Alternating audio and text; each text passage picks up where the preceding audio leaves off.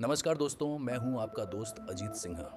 Everyone wants a multibagger, but अगर stock मिल भी गया, क्या आप उसे 10-15 साल होल्ड कर पाएंगे?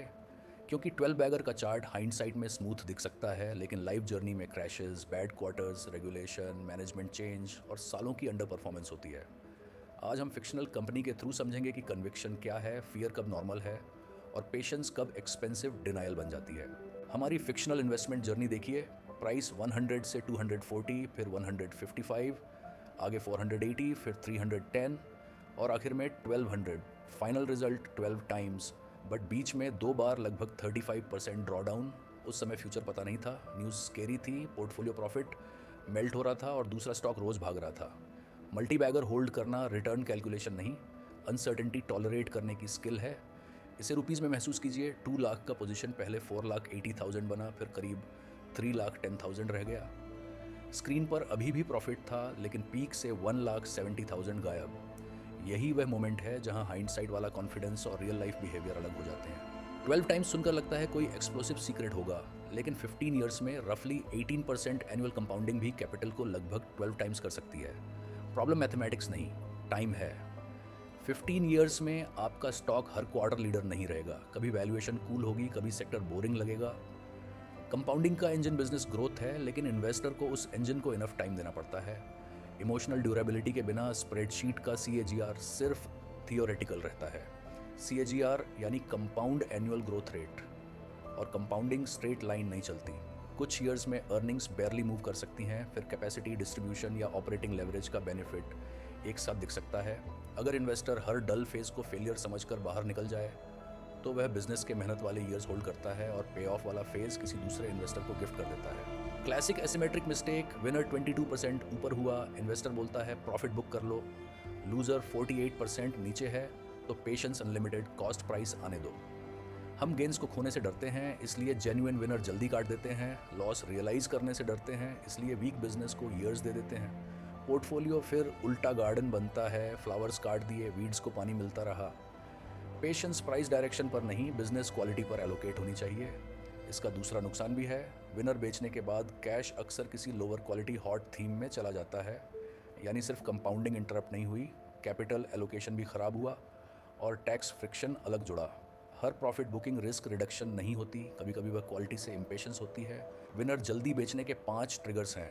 प्रॉफिट वापस जाने का फियर, परचेस प्राइस से एंकरिंग, डबल हुआ तो एक्सपेंसिव ही होगा, टारगेट प्राइस को फिनिश लाइन मान लेना, शाइनी न्यू थीम देखकर ओल्ड कंपाउंडर बोरिंग लगना, और सबसे डेंजरस प्राइस वॉलेटिलिटी को बिजनेस डिटीरियरेशन समझ लेना। प्राइस रोज वोट करता है, बिजनेस क्वार्टर और ईयर में एविडेंस देता है। इसलिए होल्डिंग फ्रेमवर्क पहले बनाइए, पैनिक के बीच नहीं। हर 30% फॉल होल्ड करने का इन्विटेशन नहीं, पहले डायग्नोज कीजिए। सिर्फ वैल्यूएशन कूल हुई, बिजनेस इंटैक्ट, वॉच। प्रॉफिट और मार्जिन स्ट्रक्चरली कमजोर हुए, इन्वेस्टिगेट। कैश फ्लो टूटे, डेट डेंजरस बने या गवर्नेंस इशू आए, एक्ट। ड्रॉडाउन विजिबल है, थीसिस डैमेज एनालिसिस मांगता है। लॉन्ग टर्म हूँ बोलना रिसर्च का सब्स्टिट्यूट नहीं, और प्राइस गिरा इसलिए थीसिस ब्रोकन भी लेजी कंक्लूजन है। दोनों एक्सट्रीम्स से बचना है। डायग्नोसिस का ऑर्डर यूजफुल है, पहले कंपनी अनाउंसमेंट और एक्सचेंज फाइलिंग, फिर क्वार्टरली नंबर्स, फिर मैनेजमेंट एक्सप्लेनेशन और आखिर में industry data. Social media panic को एविडेंस चेन में फर्स्ट पोजीशन मत दीजिए। प्राइस सिग्नल इन्वेस्टिगेशन शुरू करा सकता है, लेकिन वर्डिक्ट ऑडिटेड फैक्ट्स और बिजनेस इकोनॉमिक्स से आना चाहिए। एविडेंस बेस्ड कन्विक्शन 5 पिलर्स से बनती है। रेवेन्यू और प्रॉफिट ग्रोथ ड्यूरेबल है, अर्निंग्स ऑपरेटिंग कैश में कन्वर्ट होती हैं, कंपेटिटिव एडवांटेज स्ट्रॉन्गर हो रहा है, मैनेजमेंट कैपिटल सेंसिबल तरीके से एलोकेट करता है, balance sheet bad cycle survive कर सकती है। ये पिलर्स इंटैक्ट हों तो टेम्पोररी वॉलेटिलिटी को टॉलरेट करने का रीज़न है। कन्विक्शन कॉन्फिडेंस की फीलिंग नहीं, लगातार अपडेटेड एविडेंस है। इसलिए annual report, results, cash flow और इंडस्ट्री स्ट्रक्चर पढ़ना होल्डिंग का हिस्सा है। बाई करने के बाद रिसर्च खत्म नहीं होती। एविडेंस को केडेंस दीजिए, क्वार्टर में ऑपरेटिंग परफॉर्मेंस, ईयर में स्ट्रेटजी और कैपिटल एलोकेशन, तथा लगातार गवर्नेंस और डेट मॉनिटरिंग। हर डेली प्राइस मूव पर थीसिस रीराइट करना ओवर रिएक्शन है, लेकिन सालों तक थीसिस रिव्यू न करना नेग्लिजेंस। सही रिदम बोर्डम और डिनाइल के बीच की जगह है। अब पेशेंस डिनाइल कब बनती है? गवर्नेंस ब्रेक हो, डेट सर्वाइवल थ्रेटन करे, प्रॉफिट कैश में कन्वर्ट ना हो, इंडस्ट्री इकोनॉमिक्स परमानेंटली बदल जाए, मैनेजमेंट लगातार कैपिटल डिस्ट्रॉय करे। इन सिचुएशंस में ओल्ड परचेस थीसिस नॉस्टैल्जिया बन चुकी है। इतना होल्ड किया, अब और सही, संक कॉस्ट थिंकिंग है। होल्डिंग पीरियड बिजनेस को रिपेयर नहीं करता। ग्रेट इन्वेस्टर्स पेशेंट होते हैं, लेकिन एविडेंस बदलने पर फ्लेक्सिबल भी। एग्जिट फेलियर नहीं, थीसिस अपडेट है। एग्जिट बाइनरी भी नहीं होना चाहिए। एविडेंस मिक्स्ड हो तो पोजीशन रिड्यूस करके रिस्क कंट्रोल किया जा सकता है। थीसिस क्लियरली ब्रोकन हो तो कॉस्ट प्राइस का इंतजार जरूरी नहीं। और अगर केवल वैल्यूएशन एक्सट्रीम है लेकिन बिजनेस शानदार है तो पार्शियल रीबैलेंस फुल एग्जिट से अलग डिसीजन है। कारण साफ होगा तो बाद में रिग्रेट कम होगा। क्वार्टरली रिसेट में प्राइस प्रिडिक्शन नहीं, 5 क्वेश्चंस। बिजनेस कमज़ोर हुआ, एड्रेसेबल मार्केट श्रिंक हुआ, मैनेजमेंट क्रेडिबिलिटी बदली, कैपिटल एलोकेशन खराब हुई, और मेरी कन्विक्शन एविडेंस है या होप। आंसर्स लिखिए। रिटन थीसिस मेमोरी की चीटिंग कम करती है। अगर रीज़न सिर्फ बहुत गिर चुका है कन्विक्शन नहीं। अगर रीज़न सिर्फ बहुत चढ़ चुका है एग्जिट थीसिस भी नहीं। डिसीजन बिजनेस एविडेंस और वैल्यूएशन दोनों से आएगा। एक छोटा थीसिस जर्नल बनाइए।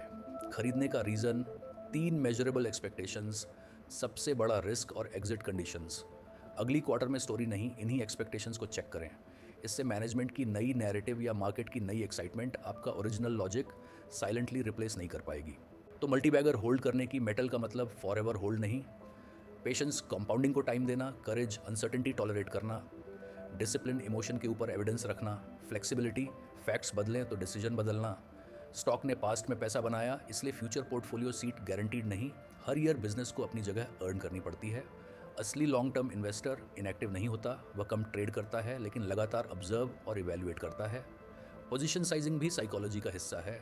अगर एक स्टॉक इतना बड़ा है कि 20% करेक्शन आपकी नींद और जजमेंट दोनों छीन ले तो शायद प्रॉब्लम बिजनेस नहीं, एलोकेशन है। सेंसिबल साइजिंग आपको वॉलेटिलिटी सहने की इमोशनल कैपेसिटी देती है और फोर्स डिसीजन से बचाती है। अगर आज की वीडियो के बाद आपका सवाल कितना ऊपर जाएगा से बदलकर बिजनेस थीसिस इंटैक्ट है हो गया तो मिशन अकॉम्प्लिश्ड। वीडियो यूज़फुल लगी हो तो लाइक कीजिए, सब्सक्राइब कीजिए और उस इन्वेस्टर फ्रेंड को शेयर कीजिए जो विनर 20% पर बेचकर लूज़र को फैमिली इनहेरिटेंस बना देता है। अगली एपिसोड में हम 1 पेज रिटर्न इन्वेस्टमेंट थीसिस बनाएंगे। मैं हूं आपका दोस्त अजीत सिंह। एविडेंस के साथ पेशेंट रहिए। बाय।